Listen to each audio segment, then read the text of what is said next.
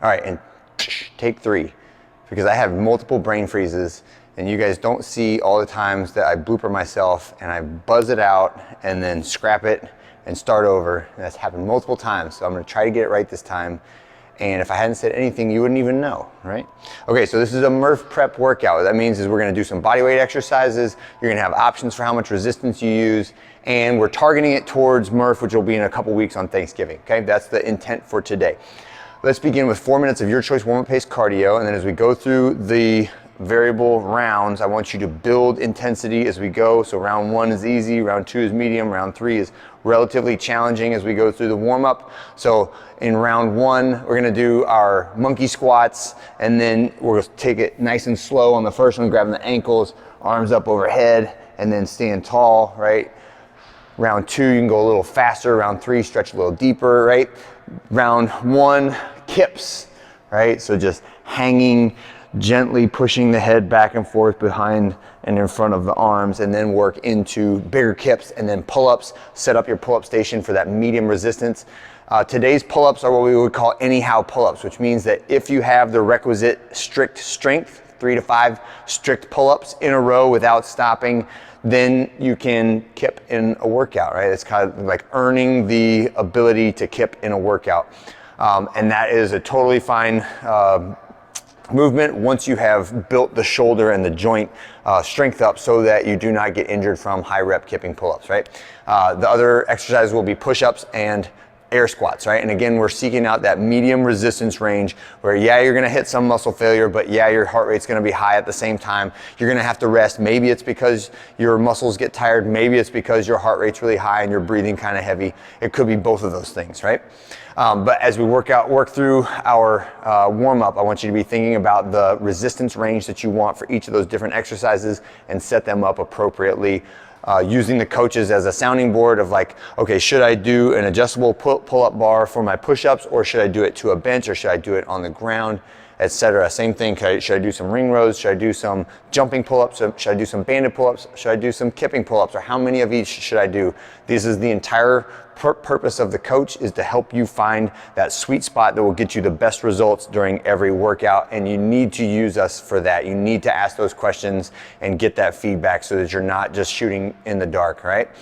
So again, those 3 bodyweight exercises in the ladder format. It's gonna be 1, 2, 3, and then 2, 4, 6, et cetera, as we go through. Pull up, push up, air squat, all right? And especially when we're training for Murph, I want to make sure that we're going into detail on the minutia of the movements, so that when it comes to 300 air squats, we're not making 300 mistakes, right? Maybe you have one that you flub and you're up on your toes, your heels come up, or you like lose your balance, your knees came in a little bit on 1 rep. But that when I slow it down and I know, and you do it on your own, that you know how to do it correctly. We know that standing tall is the starting point. Hips beneath the kneecaps is the bottom point, right? With my feet flat on the ground, pulling my chest away from the ground, and then again, standing up to full hip extension at the top. Even when I'm going fast, that I'm locking out my hips every time, hitting that bottom depth every time, right? So movement consistency, integrity of the movement standard, those are all things that we really harp on during Murph, because the movements are so simple that they're easy to get away with like 10% less than the standard. And I want to say like 100% is the standard, not 90%, right? Okay, before we get to all the bodyweight stuff, we're just gonna do 4 400-meter runs. They are gonna be timed individually. The rest is 1 minute in between efforts. So I would expect that if you go fast on the first one, the second one after only a minute rest will not be quite as fast, the third one, et cetera, et cetera. If you want to wear a vest for this so that you can practice some weighted running, that is a very appropriate thing to do. And again, you can put on and take off the vest at your discretion, right? So if you think 2 400-meter runs with the vest on is fine, and then you're gonna take it off because you felt like it was really pounding the joints, that is an appropriate thing to do, and make sure you think about it before you go into the workout. When you finish that, you're gonna come back in and do the ladder. The ladder can start whenever you finish your runs. It is not we will not say like, okay, everyone be inside at 37 after, and then we're gonna start the ladder. I want you to have your own stopwatch. If you finish the runs really fast and you feel ready to go, then jump back in on the ladder. If you want to say I rest a little bit, adjust my pull-up position, etc., then you start on your own on a separate clock. But follow the ladder all the way up to 8 pull-ups and then down, and do not repeat the top set. So you go 1, 2, 3, 4, 5, 6, 7, 8, and then multiples of 2, multiples of 3 as you go into the push-ups and air squats, and then back down starting at